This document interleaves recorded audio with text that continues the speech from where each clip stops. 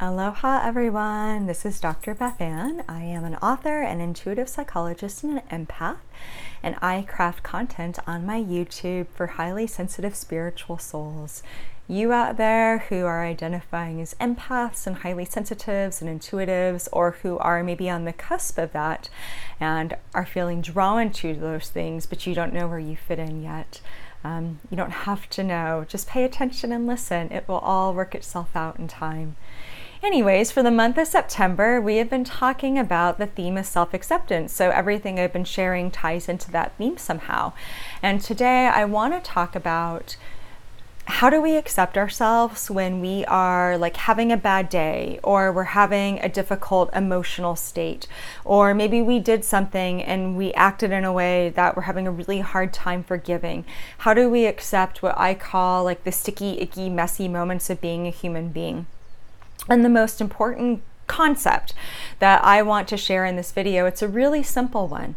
And it's the idea that it's not like there's a list of like good behavior and bad behavior. This isn't Santa's list here, where if we have like enough good check marks, and less bad check marks, then we can call ourselves good. You know, part of being human is the fact that we are subject to the full range of emotions and the full spectrum of what it means to be a human being.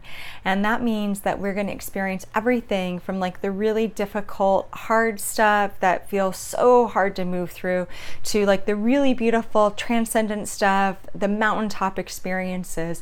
We're designed to experience all of it. We experience it so we can learn and grow through it. And we have to experience some of the shadow stuff and better understand it so that we can actively find new perspective and find active ways to bring love into that space of ourselves and to bring a little bit of light into that space of ourselves.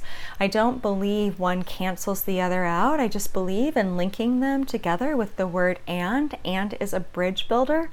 It helps contradictory, diverse parts of ourselves hook up and be part of the same ecosystem.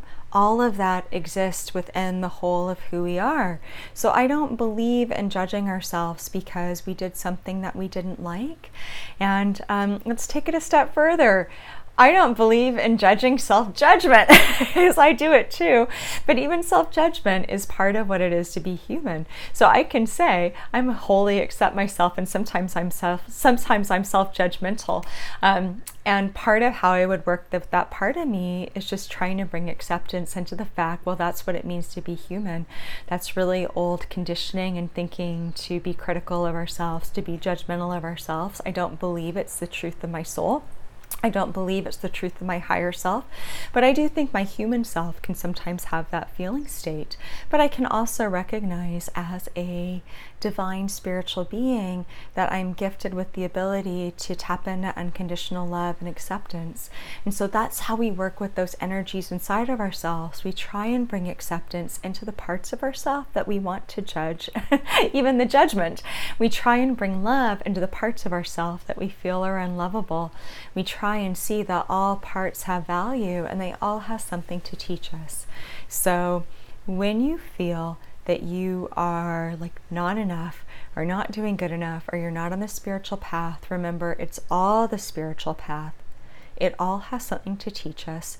And that if you use the word and to join like the two parts of yourself, I had a really bad day and I yelled at my cat and I'm still a loving being, it helps you constructively move through those more challenging parts of yourself, learn what the emotion has to tell you, and have a more holistic, loving view of who you are as a being that is fully human and fully divine. So with that, aloha, have a beautiful rest of the day, and I will see you back tomorrow with more inspiration and perspective on self-acceptance.